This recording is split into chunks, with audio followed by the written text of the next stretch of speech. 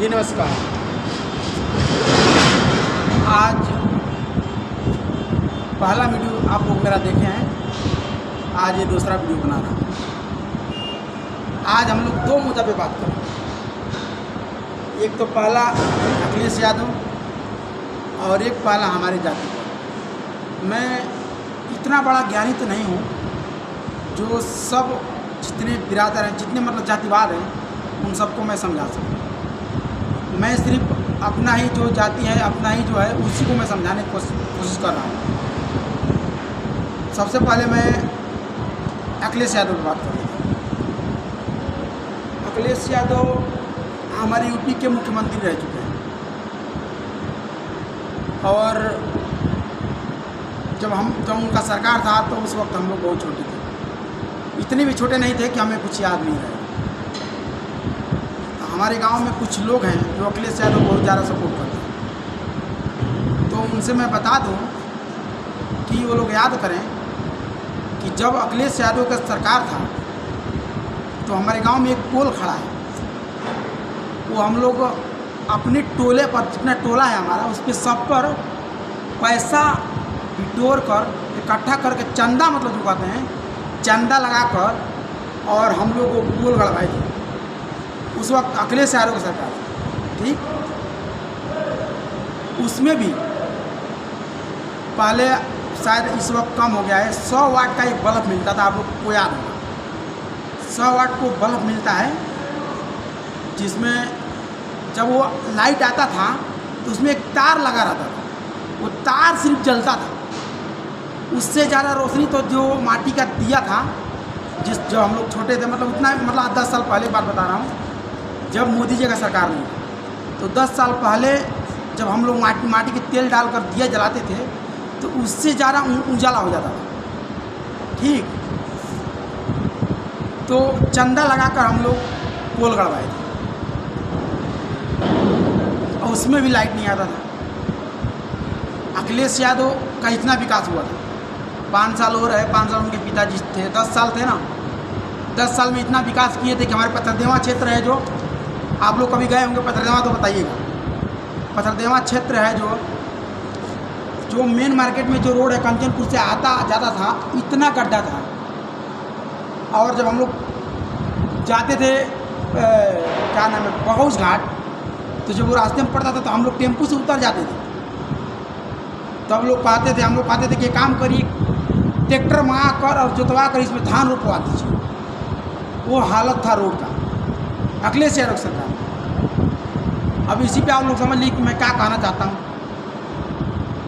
ठीक है।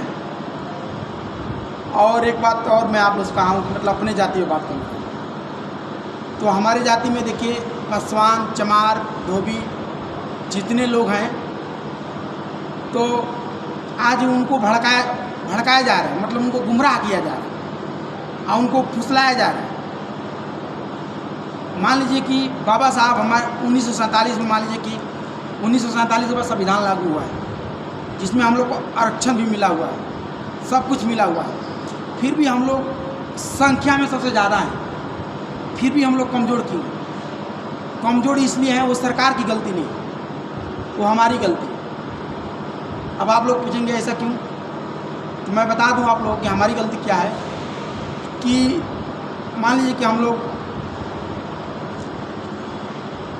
5 भाई, चाहे 4 भाई, चाहे 2 भाई, जितने भाई हों हैं, उसमें मान लीजिए कितना भाई बढ़िया है, 4 में से शायद 1 बढ़िया होगा, नहीं तो चारों खराब होंगे। आप आज मान लीजिए अपनी बिरादरी की बात, गैर की बात नहीं कर रहा हूँ, अपनी बिरादरी की बात कर रहा हूँ। पासवान, चमार जो भी मतलब हैं, छोटे कास्ट के जो नीचे के लोग, उनके बारे में बता रहे हैं। क्या जो लोग सोच रहे हैं कि हम लोग छोटे क्यों रह गए, शायद मैं ये बात क्यों बता रहा हूँ कि मैं 2013 से काम करता हूँ और मोदी जी की सरकार में जो मैंने हासिल किया वो शायद किसी की सरकार में हासिल नहीं कर पाता। मेरे गांव वाले सब जानते हैं मैंने क्या नहीं किया अपनी ज़िंदगी में। मेरे गांव वाले सब मुझे पागल कहते थे, मुझे आज भी ये बात याद है, पर वो सब कुछ मैं बर्दाश्त किया और किसी को बात ये नहीं बताया। मैं आज आप लोग से बता रहा हूँ कि हम लोग 4 भाई हैं, मतलब मेरा ख़ानदान है, मतलब इतना बड़ा ख़ानदान है कि एक गांव बच जाएगा समझ लीजिए। हमारा बिहार में घर है और यूपी में घर है। बिहार में गोपालगंज जिला है और यूपी में देवरिया जिला। तो हमारे ख़ानदान में मैं ही एक व्यक्ति हूँ जो दारू शराब नहीं पीता, बाकी सब लोग पीते हैं। मेरे जो छोटा है वो भी, मेरे से जो बड़ा है वो भी, सब लोग पीते हैं। पीने का देन है कि आज हम लोग का स्थिति खराब है। और वास्तव में बात बताऊँ आपसे, तो आप पूरा हिंदुस्तान में ढूंढ लीजिए, सबसे ज़्यादा दारू पीने वाले हमारे छोटे कास्ट वाले हैं, जो पासवान हो गया, चमार हो गया, धोबी हो गया, नेटुआ हो गया, जो भी मतलब हैं लोग, ये लोग डोम हो गया, सबसे ज़्यादा दारू ये लोग पीते हैं। कैसे? 500 रुपया कमाएंगे, 300 का दारू पी जाएंगे, 200 में क्या कर लेंगे? कुछ नहीं हो पाएगा। तो मैं ये कहना चाहता हूँ कि देखिए, सरकार तो बहुत कुछ कर रही है, पर हमें भी कुछ करना पड़ेगा। और हम लोग सरकार के भरोसे बैठे रहेंगे कि सरकार आज करेगी, सरकार आज करेगी, सरकार ये दे, सरकार वो दे दे, तो हमें कुछ नहीं होगा। हमें खुद करना पड़ेगा। और जैसे आप लोग हकाम में आ रहे हैं कि हमें सरकारी नौकरी चाहिए, जैसे हमारे कष्ट जो पंडित हो गया, राजपूत हो गया, यादव हो गया, मुसलमान हो गया, इनको नौकरी चाहिए। मुसलमान व्यक्ति में देखिए, जो मुसलमान है वो कभी नहीं कहेगा कि हमारे लड़के को सरकारी नौकरी चाहिए। आज वो लोग आगे क्यों हैं? क्योंकि उसका छोटा बच्चा है, 10 साल की उम्र में उसने बिजनेस करना चालू कर देता है, 10 साल की उम्र में वो कमाना चालू कर देता है। तो 25 साल का होता है तो बिजनेस कर लेता है, कमाता है, पैसा होता है उसके पास। पर हम लोग 20 साल का लड़का दारू पीकर घूमेगा, कुछ नहीं करेगा। उसका बाप दुबई में, सऊदी में लोहा ठेलता है, कमाता है, इससे नहीं होगा। अगर आप लोग कहेंगे मुसलमान आगे, मुसलमान इसलिए आगे है कि 10 साल की उम्र में कमाना चालू कर देता है। तो मैं ये कहता हूँ कि आप पढ़िए लिखिए, सही है, गलत नहीं, पढ़ना लिखना गलत नहीं है, पर आप वहीं तक पढ़िए जहाँ आपको समझ में आए कि मुझे अब ज़रूरी नहीं है। आप लोग बिजनेस करिए, धंधा करिए, आप लोग कमाइए, सरकार के भरोसे मत बैठिए। सरकार से बस इतना ही करिए कि हमको रोड बनवा दे, हॉस्पिटल बनवा दे, सब कुछ करे सरकार, हमें सुरक्षा चाहिए, हम आज़ाद से जी सकें। आज़ादी तो हमको 1947 में मिल चुकी थी, कोई दिक्कत नहीं है, पर फिर भी एक डर का माहौल हमारे अंदर था। हम लोग डर डर के जी रहे थे। आज हकीकत आपको बात बता रहा हूँ, मैं कोई कहानी नहीं बता रहा हूँ, हकीकत जो भी मैं अपने दिल से बात कर रहा हूँ, ये अपने दिल से बात कहा है, मतलब जो मेरे पे गुजरा है वही मैं आप लोगों से बता रहा हूँ। आज मोदी जी की सरकार में मेरे पास सब कुछ है। मैं अपने उम्र से, जैसे मैं 8वीं तक पढ़ा हूँ। 8वीं के बाद मैंने सोच लिया था, मैं 8वीं में जब था तो बकरी चराने के लिए गया था, कहानी बता दूँ, बकरी चराने के लिए गया था।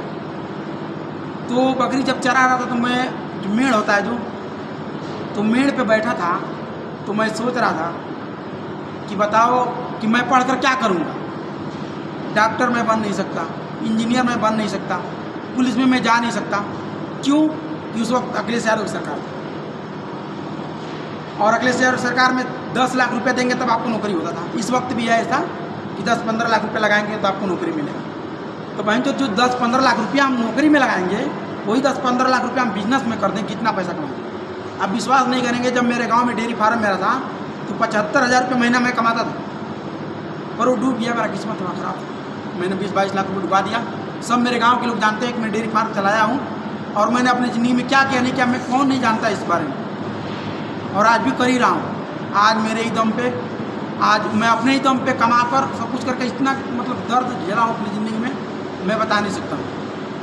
पर आजकल जो हमारे भाई हैं, जो युवा हैं, वो पी कर घूम रहे हैं और सरकार के भरोसे बैठ रहे हैं, और 500-1000 रुपये मिल रहा है तो किसी की भी रैली में चले जा रहे हैं। मैं बीजेपी के सपोर्टर हूँ, पर आज तक बीजेपी की रैली में नहीं गया। मुझे रैली से मतलब नहीं है, मुझे वोट देने से मतलब है। मैं अच्छा सरकार चुनूंगा। और एक बात याद रखिएगा, मैं आप लोगों से बता रहा हूँ कि बीजेपी से बढ़िया सरकार कोई नहीं है हिंदुस्तान में, कोई भी नहीं है। सब लोग अपने स्वार्थ में जीते हैं। अब ये मत समझिए कि मैं पागल होकर बोल रहा हूँ, अंधभक्त होकर बोल रहा हूँ, वो नहीं है। जो मेरे बीता है वही मैं आप लोगों से बता रहा हूँ। ठीक है, जय हिंद, जय भारत।